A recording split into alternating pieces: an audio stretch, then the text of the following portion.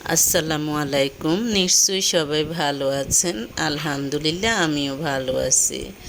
আজকে বলবো আমার নিজের চোখের দেখা এক প্রবাসী ভাইয়ের বউয়ের গল্প। কালকে আমি গেলাম মুরগি কিনতে, আরও অনেক মানুষ আছে সেখানে। এক প্রবাসীর বউ ছিল, সেও মুরগি কিনতেছিল। কিন্তু প্রবাসী লোকটা যতক্ষণ মুরগি কিনতে লাগছিল ততক্ষণ সময় পর্যন্ত ভিডিও কলে ছিল। আমরা তো দেখে অবাক। দেখতে খারাপ লাগলেও আসলে কিন্তু এটা খারাপ লাগার বিষয় না, কারণ প্রবাসীদের সাথে সবাই প্রতারণা করে। কে ভালো কে খারাপ বলা তো যায় না। প্রবাসীরা দেখা যায় যে একটা ফ্যামিলিকে ভালো রাখার জন্য বিশেষ করে বউ বাচ্চা মা বাবা ভাই বোনকে অপশন হিসেবে যে করার করে। এদেরকে ভালো রাখার জন্য কিন্তু নিজের দেশ ছেড়ে অন্য দেশে যে 10 গুণ পরিশ্রম করে সেই পরিশ্রমের টাকা দেশে পাঠায়। দেখা যায় যে অনেকেই সে টাকা অপব্যবহার করে। হ্যাঁ, কয়দিন দেখা যায় যে ভালো মতো চলে, কয়দিন ভালোভাবে সংসার চালায়, অথবা প্রবাসী যেভাবে বলে সেইভাবে করে, কিন্তু এরপরই শুরু হয় প্রতারণা বিভিন্ন ধরনের। এজন্য জীবনের তাগিদে তারা কিন্তু জীবনের এবং জীবিকার তাগিদে তারা প্রবাসে থাকলেও তাদের মনটা পড়ে থাকে দেশে।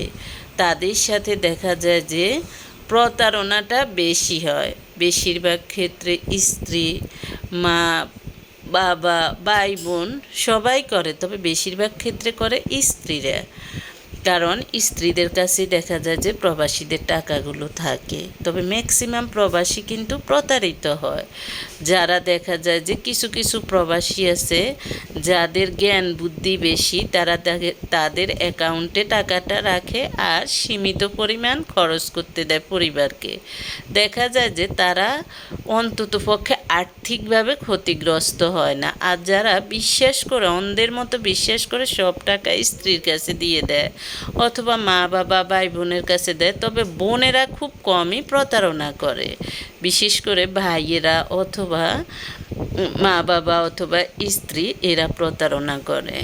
তো আমি বলবো, এই যে আমি লোকটাকে দেখলাম, লোকটা ওর স্ত্রী যতক্ষণ পর্যন্ত মুরগি কিনতে সময় লাগছিল ততক্ষণ ভিডিও কলে ছিল। স্ত্রী কোন দিকে তাকায়, কীভাবে তাকায়, মুরগি নিতে কী করে, কী অ্যাটিচিউড করে, আসলে কিন্তু আমি দেখলাম যে সে স্ত্রীর মুখের দিকেই তাকিয়ে আছে। তার মানে আগে বলে দিয়েছে তুমি বাজারে গেলে এইভাবে থাকবা। তা আসলে কত কী পরিমাণ টেনশনে থাকলে মানুষ এরকম করে। তা আমি বলবো, বর্তমান যুগে কিন্তু মহিলারাই সবচেয়ে বেশি খারাপ। দেখা যায় যে হাজব্যান্ড আছে, হাজব্যান্ডের টাকা খায়,